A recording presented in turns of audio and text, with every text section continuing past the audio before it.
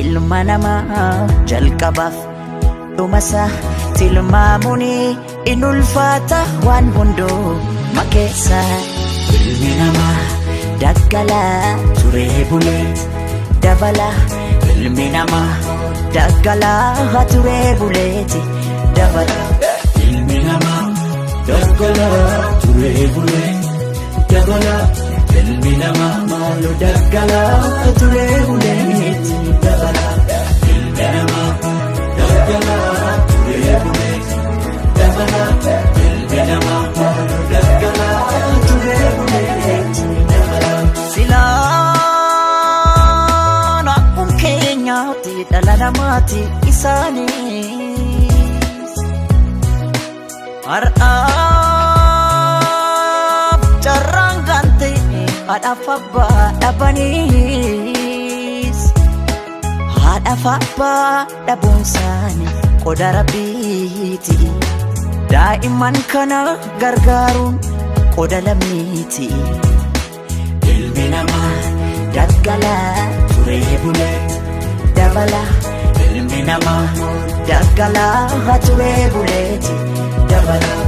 ilmi namaa daggalaa turee bulee dabala. Ilmi namaa maaloo daggalaa turee buleeti dabala. Ilmi namaa daggalaa turee buleeti dabala. Ilmi namaa maaloo daggalaa turee buleeti dabala. Daa'imman har'aa warra abdiin eegaree jiruu gadadootiin kophaa isaanii falmu. Haadhaaf abbaa dhabuun isaanii qoda Rabbiiti. Daa'imman kana gargaaruun qoda lammiiti. Irra ilma namaa jalqabaaf dhumasaa tilmaamuni in ulfaata waan hundoo makeessa. Ilmi namaa Daggalaa turee bulee dabala. ilmi namaa Daggalaa turee buleeti dabala. ilmi namaa daggalaa turee bulee dabala. Ilmi namaa maaloo daggalaa turee buleeti dabala. Ilmi namaa daggalaa turee bulee dabala. Ilmi namaa maaloo daggalaa turee buleeti dabala. Boona ongee keessatti bakkeetti coologne beelaan wal gajaana. Ganna bokkaa keessatti qaama keenya kichuu in qorraan waxalamna.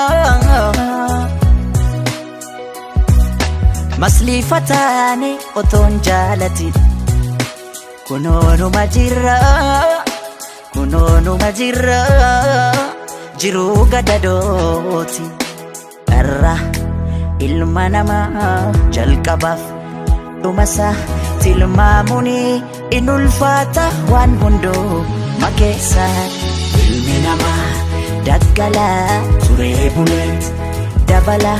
ilmi namaa Daggalaa turee buleeti dabala. ilmi namaa daggalaa turee bulee dabala. Ilmi namaa maaloo daggalaa turee buleeti dabala. Ilmi namaa